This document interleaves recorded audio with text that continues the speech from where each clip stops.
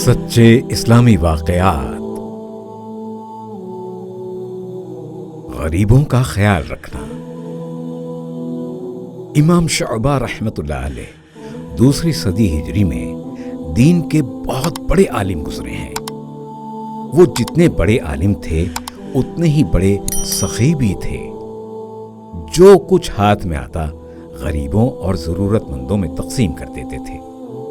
ऐसा कभी नहीं होता था कि कोई जरूरतमंद उनके दरवाजे पर आए और खाली हाथ चला जाए। एक मर्तबा का वाकया है कि खलीफा मेहदी ने उनकी खिदमत में 30,000 दिरहम भेजे तो इमाम शुअबा रहमतुल्लाह अलैह ने इस सारी रकम गरीबों और मिस्कीनों में तकसीम कर दी। एक दिरहम भी अपने पास न रखा। हजरत इमाम शुअबा रहमतुल्लाह अलैह के पड़ोस में एक गरीब बूढ़ा रहता था। एक दिन वो आया और इमाम शुअबा रहमतुल्लाह अलैह से किसी चीज का सवाल किया। उन्होंने फरमाया, भाई मेरे पास तुम्हें देने को कुछ भी नहीं है।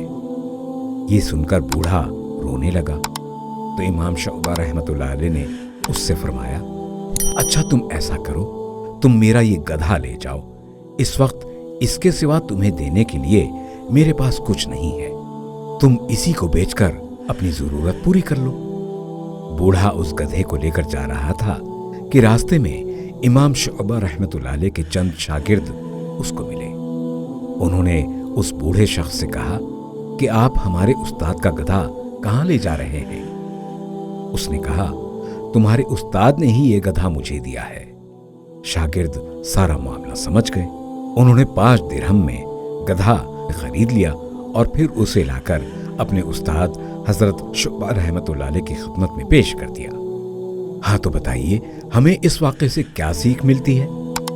हमें ये सबक मिलता है कि हमें गरीबों से मोहब्बत और हमदर्दी करनी चाहिए और दुख दर्द में उनका साथ देना चाहिए। गरीबों से मोहब्बत रखना अल्लाह को बहुत पसंद है। हदीस शरीफ में है कि जो दूसरों की मदद में रहता है अल्लाह ताला उसकी मदद में रहते हैं।